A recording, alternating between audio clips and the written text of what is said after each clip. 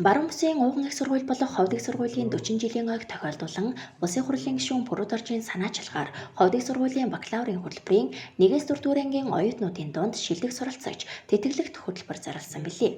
Тус тэтгэлэгт хөтөлбөрт хамрагдах сонирхолтой оюутнуудын материалыг 10 дугаар сарын 1-ний өдрөөс эхлэн авсан бөгөөд нийт 92 оюутан материал ирүүлсэн байна. Ингээд тусгай шалгуур үзүүлэлт хангасан 40 оюутнуудыг сонгон шалгаруулж, шалгарсан оюутнуудад батламж гардуулах арга хэмжээг өнөөдөр Ховд их сургууль дээр зохион байгууллаа. Тус үйл ажиллагаанд Улсын хурлын гишүүн Пүрэв Дорж болон Ховд их сургуулийн удирдах ажилтан багш оюутнуудын төлөөлөл оролцсон юм. Энэ үеэр шилдэг суралцагч тэтгэлэгт хөтөлбөрийн шалгаруулалтын явц үр дүн, тэтгэлэг олгох зарчим, цаашид анхаарах асуудлуудын талаар мэдээлэл хийж харилцан сан солилцсон юм.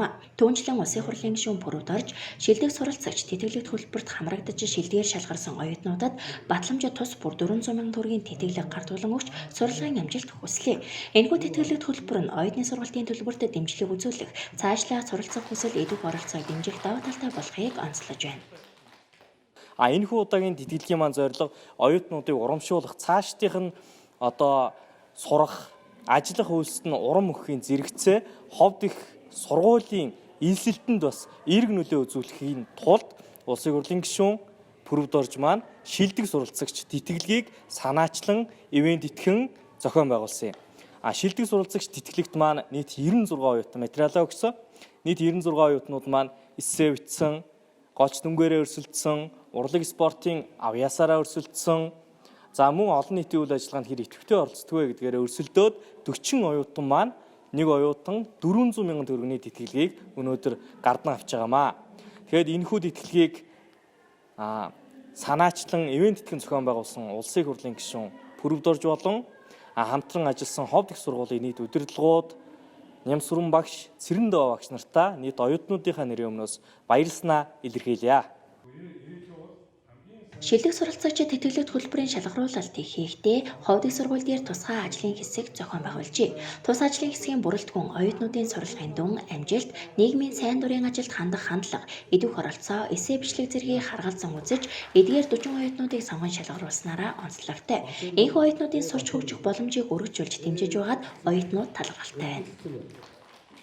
Монгол уран зохиолын 3 дугаар курсын оюутан нар мандгаа угтаас сар өгдөх миний би одоогоор 3.6 голчтоос оролцож амжилттай суралцаж байна.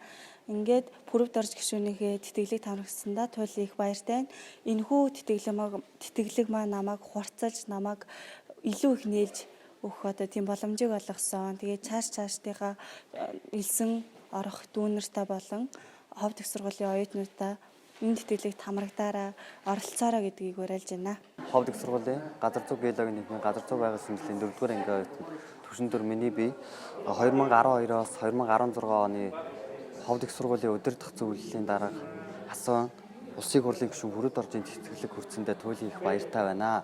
Энэ тэтгэлэг нь энэ жилийн хувьд бол 40 оюутан авж байгаа. Яагаад вэ гэвэл Ховд их сургуулийн 40 жилийн хувьд тохиолдуулаад 40 оюутан авж байгаа.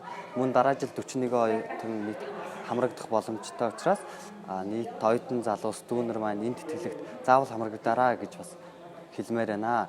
Тэгээд бид бүгдийг оюутан залуучуудаа дэмжиж ажиллаж байгаа Улсын их хурлын гишүүн Пүрэв Доржтой нийт оюутан залуучдынхаа өмнөөс баярлсан талархснаа илэрхийлье.